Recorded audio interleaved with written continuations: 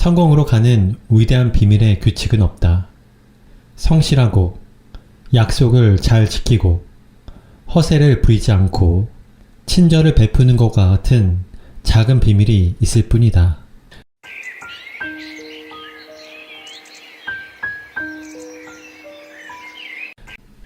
안녕하세요. 책바라기입니다.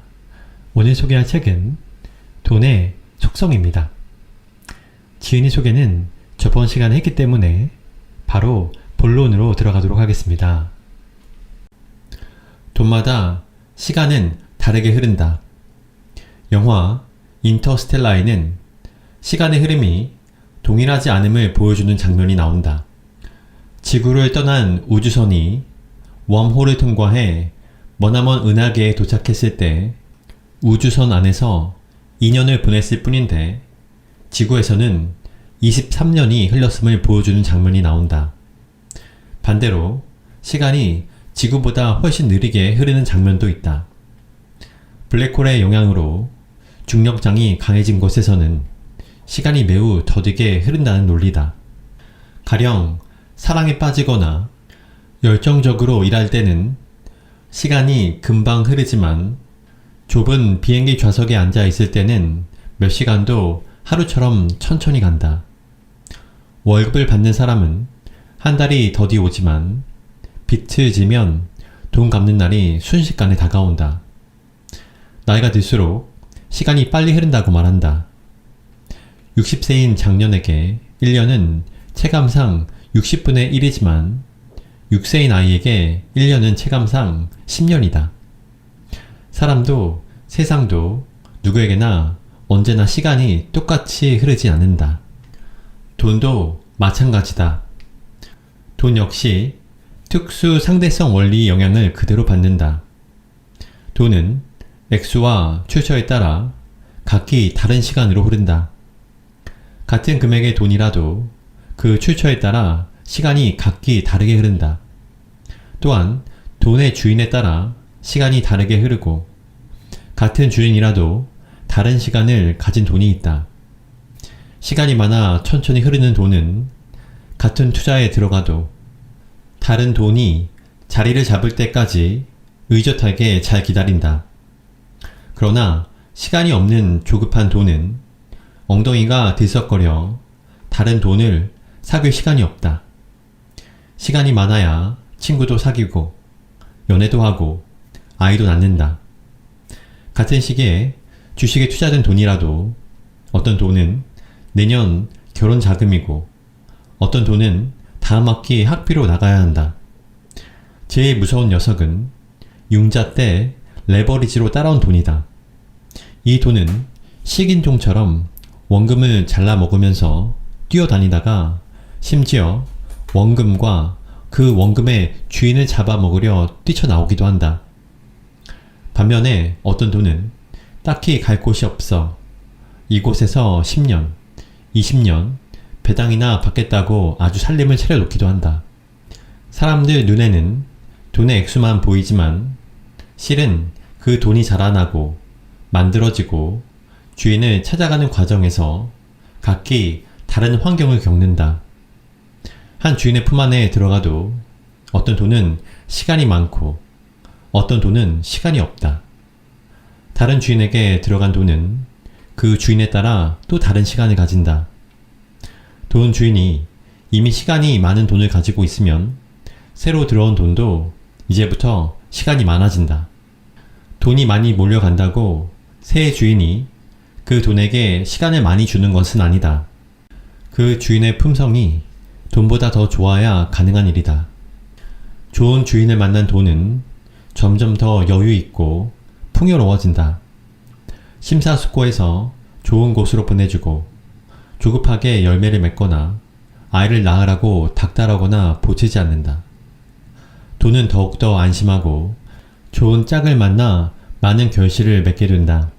신기한 것은 시간이 많은 돈이 만들어낸 돈은 모두 다 같은 자식이라서 다시 또 시간이 많은 돈을 낳게 된다. 그렇다. 누구라도 시간이 많은 돈을 거느릴 만한 주인이 되지 못하면 결국 그 돈이 당신을 거느리게 될 것이다. 돈은 중력의 힘을 가졌다. 중력은 현대 물리학의 상호작용 힘 중 하나이다. 뉴턴에 따르면 중력은 질량을 가진 모든 물체에 작용한다. 중력은 질량을 가진 물체가 다른 질량을 가진 물체에 작용하는 힘을 말하는데 그 힘의 크기는 각 물체의 질량에 비례해 가까운 곳에 있는 물체를 잡아당기며 매우 먼 거리까지 미친다. 거리의 제곱에 반비례해 멀어질수록 힘이 약해지긴 하지만 먼 거리에서도 여전히 작용한다. 지구에 살고 있는 우리는 중력의 거대한 힘을 못 느껴도 지구를 벗어나려는 우주선은 시속 4만 km의 속도로 날아야 겨우 지구의 중력권을 벗어날 수 있다. 우주 위를 날아다니는 별똥별을 지구로 끌어들이는 것도 중력의 힘이다. 지구는 달보다 무겁기에 더 강한 중력을 가지고 있고 태양은 지구보다 더 크고 무거워서 더 멀리까지 그 중력의 영향력을 행사한다. 눈으로 확인할 수 있는 이 영향력의 경계가 태양계이다. 신기한 건 돈도 이 중력과 같은 작용을 한다는 것이다. 돈은 다른 돈에게 영향을 주며 그 돈의 액수가 크면 클수록 다른 돈에 영향을 준다. 돈은 가까이 있는 돈을 잡아당기는 능력이 있으며 주변 돈에 영향을 준다. 돈이 중력과 같이 작용하는 원리를 잘 이용하면 누구나 아무리 작은 돈이라도 큰 돈으로 만들어낼 수 있다. 강원도 태백시 창죽동의 검룡소라는 작은 연못에서 시작한 물줄기가 강원도, 충북, 경기, 서울을 거쳐 서해까지 494km에 걸쳐 펼쳐지는 한강이 된다. 아마존강 역시 페루 남부 안데스 산맥 네바도 미스미산 안에 있는 개울에서 시작된다. 우리가 살고 있는 거대한 지구도 한 개의 작은 입자가 주변 입자를 끌어당기고 그 부피를 키워가면서 현재의 모습을 갖춘 것이다. 이렇듯 아무리 작은 것이라도 그 속성을 이해하면 주변을 끌어당겨 부피나 크기를 키울 수 있고 이렇게 커진 자본은 다른 자본을 점점 더 쉽게 많이 끌어들인다. 누군가 10억 원이라는 돈을 모으기로 마음먹었다고 하자. 10억 원은 300만 원을 받는 급여 생활자가 한 푼도 쓰지 않고 모아도 27년이 걸리는 금액이다. 엄청나게 긴 시간이고 힘든 일이다. 그러나 전액을 저축했을 경우의 이야기이다. 투자를 한 경우라도 한 푼도 잃지 않았을 때 이야기이다. 급여의 50%를 저축했다면 50년이 지나야 모을 수 있는 돈이다. 하지만 돈의 중력을 이해하면 이야기가 달라진다. 이 세상에 큰 돈을 가진 사람 중 누구도 그런 식으로 돈을 모으지 않는다. 또한 돈을 이렇게 움직이지도 않는다. 먼저 10억 원을 모으기 위해서는 1억 원이 필요하다. 그리고 1억 원을 모으기 위해서는 1000만 원이 필요하다. 그 1000만 원은 매월 100만 원 혹은 그 이상을 저축하는 것으로 시작된다. 1년을 잘 모아서 1000만 원을 모았다고 가정하자. 이 1000만 원을 모으기 위한 노력을 100이라고 가정하자. 다음 1000만 원을 모으기 위해 들인 노력은 처음 1000만 원을 모으기 위해 들어간 노력 100보다 낮아진다. 왜냐하면 이미 처음 만들어 놓은 1000만 원이 이자나 투자를 통해 자체 자본을 만들고 있기 때문이다. 처음 1000만 원은 내 노동과 시간으로 오롯이 나 혼자 이루었지만 그 1000만 원이 스스로 일을 해서 나를 돕고 있기에 둘이 함께 일을 하는 셈이다. 즉, 나와 자본이 다른 자본을 만들기 위해 함께 일을 하고 있는 것이다. 그러므로 두 번째 1000만 원을 모으기 위한 노력 수치는 95 정도라고 볼 수 있다. 이런 수치는 두 번째 1000만 원을 모으고 세 번째 1000만 원을 모을수록 점점 작아진다. 처음 1000만 원을 모으는데 10개월이 걸렸다면 두 번째 1000만원은 9개월, 그 다음 7개월, 그 다음 5개월 이렇게 줄어든다. 처음 1000만원을 모으기 위해 100을 노력했다면 1억 원이 되는 마지막 1000만원은 불과 20 혹은 30 정도의 힘으로 만들어진다. 그렇게 몇 년 후에 1억을 모으고 그 1억 원은 동일한 과정을 통해 다시 몇 년 후엔 몇 억이, 더 지나면 100억이 되는 것이다. 재산 증식 과정을 보면 1, 2, 3, 4, 5처럼 양의 정수로 늘어나는 것이 아니라 1, 2, 4, 8, 16과 같이 배수로 늘어난다. 이 원리를 이해하면 누구나 부자가 될 수 있다. 온 우주에 중력의 힘이 미치고 있듯 중력은 우주의 근본적인 힘이며 세상을 만드는 원리 중 하나이다. 이 원리는 무엇인가 불어나는 모든 것에 적용된다. 단지 돈은 물체가 아니기에 그것을 모으겠다는 사람, 그 자신의 마음을 필요로 할 뿐이다. 마중물과 종잣돈 1억 만들기에 5가지 규칙. 동네에 우물이 사라지고 아직 수도시설이 좋지 않던 시절에는 지하수를 끌어올려 식수로 사용하곤 했다. 땅 밑 수맥에 파이프를 박아 펌프를 달아 놓았다. 이 펌프에 물을 한두 바가지 넣고 힘차게 위아래로 움직이다 보면 지하에 있는 물이 따라 올라온다. 이 물을 끌어올리기 위해 붓는 물을 마중물이라고 부른다. 마중하러 간다는 의미이다. 한번 마중물을 넣으면 펌프질을 멈추지 않는 한 계속 물을 퍼낼 수 있지만 마중물 없이는 물을 빼낼 수 없다. 자본을 모아 투자를 통해 자본 수익을 얻으려는 사람은 누구든지 이 마중물에 해당되는 돈을 모아야 한다.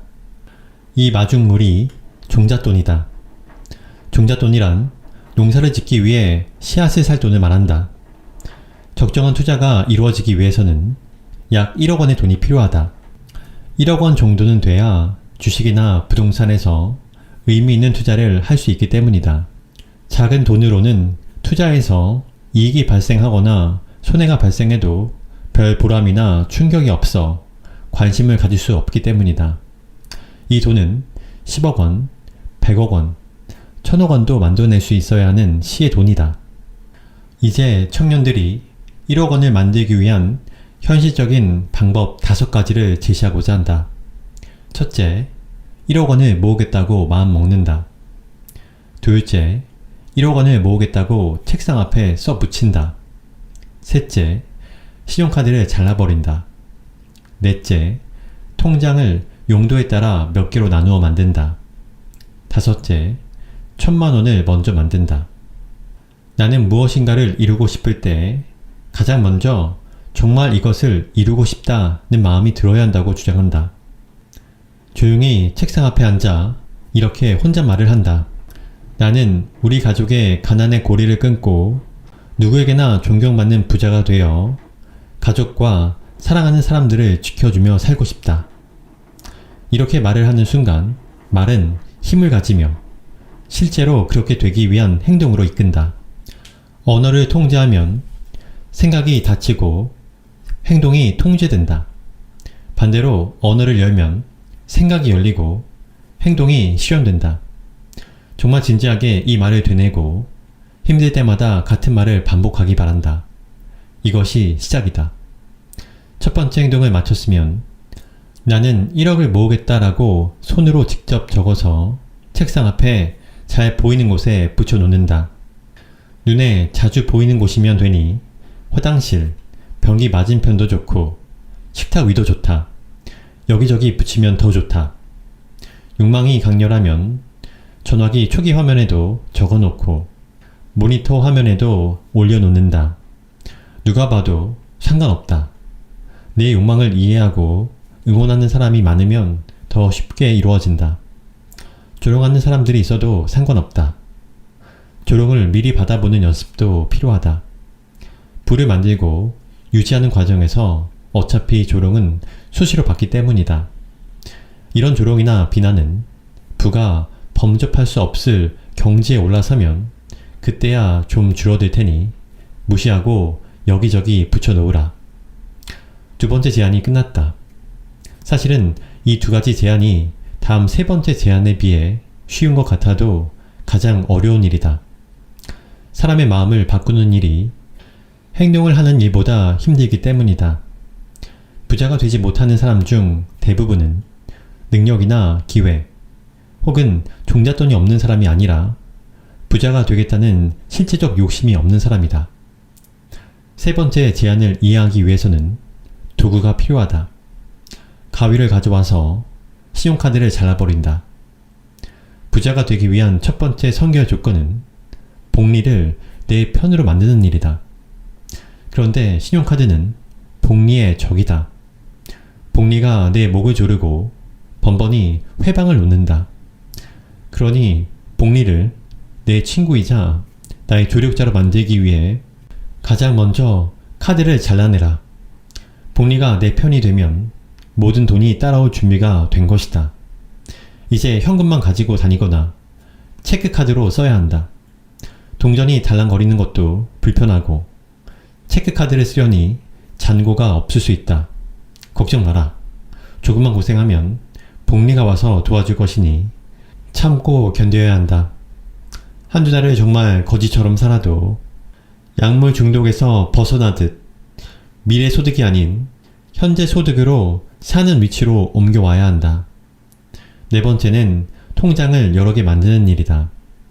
통장 하나에서 공과금이나 생활비 등을 모두 넣지 말고 통장을 추가로 서너 개 만들어 하나는 정규적인 생활비만 지출하는 통장을 만들어라. 이 통장에는 월세, 전화비, 교통비 같은 필수 생활비만 쪼개서 넣어 놓는다.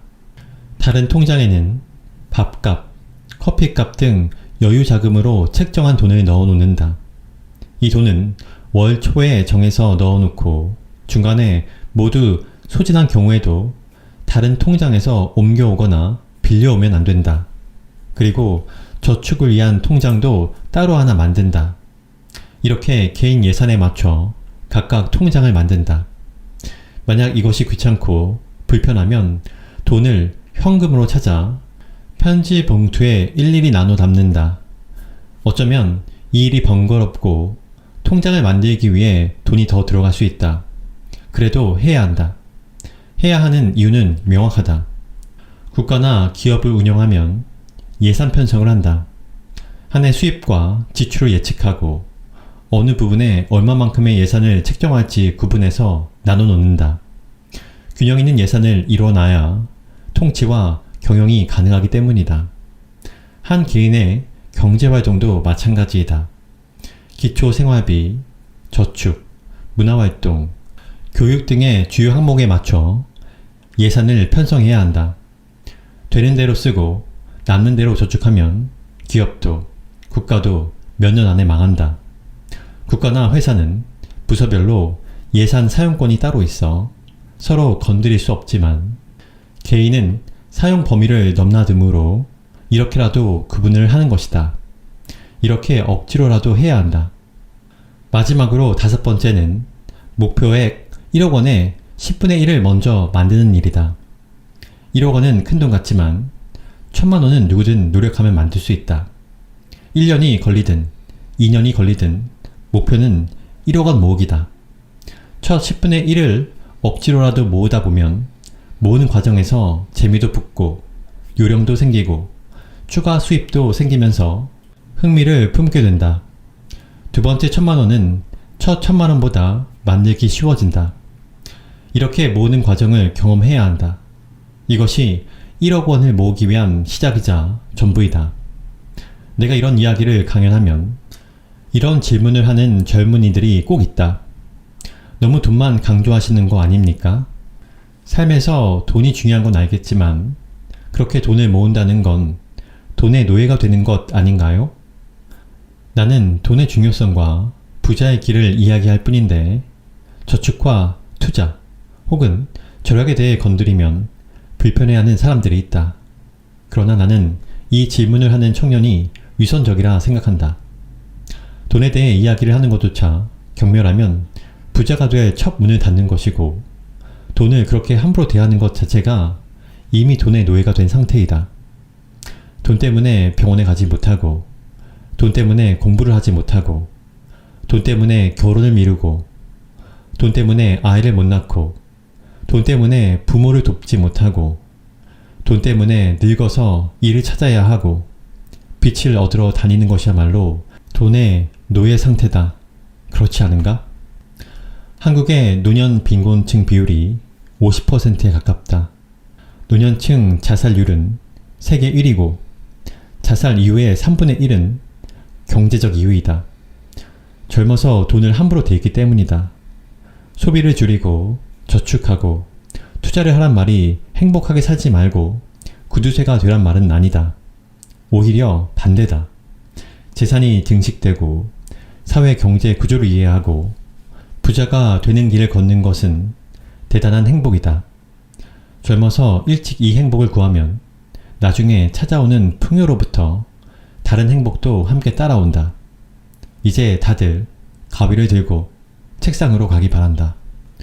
지혜는 기초 학문으로부터 시작된다. 투자는 지식과 지혜가 합쳐져야 성공한다. 지혜가 없는 지식은 오만해지고 지식 없는 지혜는 허공만 안게 된다.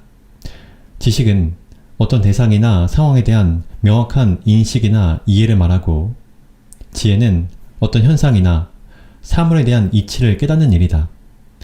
어떤 분야든 대가가 된 사람들은 모두 지혜와 지식의 수준이 남다르다.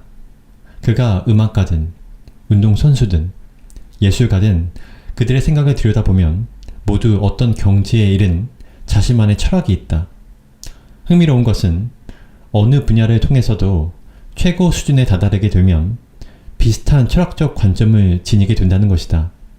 아무리 큰 산이라도 오를 때는 사방에서 다가갈 수 있지만 봉우리에 다다르면 거의 비슷한 곳에 모이기 마련이다. 그래서 성공한 대가들은 대부분 비슷한 철학자가 되어 있는 것을 볼 수 있다. 투자 대가들의 주주서신이나 그들의 책을 읽어보면 한 권의 철학서를 보는 것 같다. 주가 변동성이나 국채 이자율 추이에 대해 설명하지만 실상은 인간의 욕망과 좌절을 이해시키기 위해 숫자로 설명할 뿐이다. 젊은 청년이 세상의 가장 고결한 진리를 얻기 위해 사물의 이치를 배우고자 한다면 가장 먼저 해야 할 일은 역시 공부다. 신의 경지로 간 분들도 공부를 하는데 우리는 말할 것도 없다. 학문은 우리가 지혜를 얻는데 필요한 그릇과 같다. 지혜라는 성수를 담아오려면 그릇을 가지고 가야 한다. 영어와 수학 같은 학문이 지혜를 얻는데 무슨 도움이 되냐 물을 수 있지만 다른 언어를 하나 배우는 것은 다른 문화를 통째로 내 안에 가져오는 것이다. 수학을 배우는 것은 인간 사회의 가치 체계를 누구나 인정할 수 있는 형태로 이해하게 해준다. 기초학문을 배우는 것은 지루하고 괴로운 일이다. 무조건 외워야 하는 경우가 많기 때문이다. 그러나 이 무조건적인 암기를 건너뛰고는 지혜를 얻을 방법이 없다. 모든 지혜는 언어와 문자로 이해하고 설명해야 하기 때문이다. 투자의 대가가 되기 위해서는 언어와 수학을 누구보다 잘해야 한다. 그래야 세상과 사업을 해석할 줄 알기 때문이다. 이렇게 오랜 성공과 실패를 경험하다 보면 지극히 세속적인 투자 세계에서도 나만의 철학이 탄생된다. 나는 그것이 무엇이든 한 분야의 대가가 된 사람들을 철학자라고 생각한다. 위대한 철학자는 생각의 각성에서만 출현하는 것이 아니라 지독하고 지루한 공부와 몸의 움직임 끝에서 탄생한다고 믿는다. 능구와 공부. 나는 내가 무엇을 바꾸고 싶거나 깊은 염원이 있으면 100일을 계속하는 버릇이 있다. 내가 100일 동안 그 행동을 했다는 것은 바꿀 수 있다는 뜻이고 절박하게 노력했다는 뜻이다. 원하는 것을 100번씩 100일 동안 써보는 것은 그것을 나에게 증명해내는 시간이다. 중용에 나오는 능구라는 단어의 구는 지속을 의미한다. 구체적인 기간은 3개월을 뜻한다. 3개월만 무엇이든 꾸준히 하면 본질이 바뀐다는 공자의 가르침이다. 나는 능구와 공부, 즉 지속적으로 3개월간 내 몸을 단련시키는 일을 해내는 사람은 무엇이든 바꿔나갈 수 있다고 믿는다. 삶에서 가장 중요한 것 중에 하나가 실천의 지속이기 때문이다. 누구든지 나를 바꾸고 개선을 하려면 3개월만 지속하길 권한다. 반드시 다이어트에 성공하고 싶다면 저녁 5시 이후엔 먹지 않겠다고 생각하고 3개월 동안 실행해보자. 담배를 끊고 싶다면 3개월을 참고 가슴 근육을 키우고 싶으면 3개월만 팔굽혀펴기를 하자. 주식을 배우고 싶거든 3개월 동안 관련 유튜브 영상 수백 개를 모조리 뒤져보고 관련 서적을 독파해보자. 그것이 무엇이든 전문가 수준이 되고 싶다면 3개월만 죽어라 파보자. 3개월이면 몸도 마음도 생각도 바꾸기에 가장 좋은 시간이다. 삶을 개선하고 바꿔나가려면 이런 실체적인 노력을 일정 기간 동안 하는 것이 가장 좋다. 이 과정으로 습관이 생긴다. 구체적으로 아무것도 시도하지 않는 사람은 다음 달이나 내년에 다른 삶을 살 수 있을 거라는 희망을 버려야 한다. 돈을 벌고 투자하는 것도 노력하고 배우고 공부해야 한다. 진지하게 삶을 살아야 겨우 이 자리를 잡는 것이 인생이다. 우연히 시간 나는 대로 하다가 어쩌다 보니 오는 행운이 아니라 불행이다. 자기가 만든 게 아닌 행운을 갖고 있으면 언젠가 누군가가 반드시 되찾으러 온다. 무엇이든지 열심히 하고 지속적으로 해보자. 어려워도 100일만 해보자. 돈을 모으는 4가지 습관. 스스로에 대해 자존감이 없는 사람은 돈이 생겨도 제대로 사용할 줄 몰라서 돈이 그다지 도움이 되지 않는다.